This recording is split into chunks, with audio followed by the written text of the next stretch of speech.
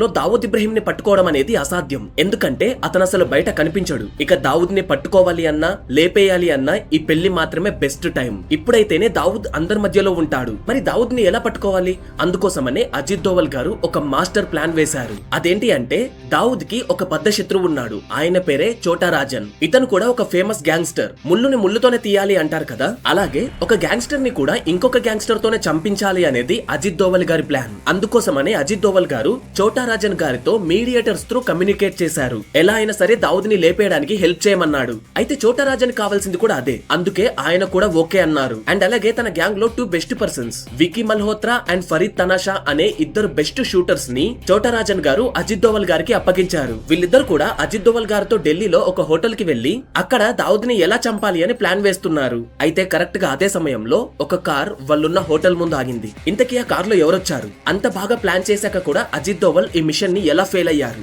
ఆ కార్ లో వచ్చిన వాళ్ళు ఎవరు? అండ్ అలాగే ఈ ప్లాన్ ని వాళ్ళు ఎలా నాశనం చేశారు? మీకు తెలుసా, ఈ చోటా రాజన్ అండ్ అలాగే దావూద్ ఇబ్రహీం మంచి స్నేహితులు. ఇద్దరు గ్యాంగ్స్ కలిసే ఉండేవి.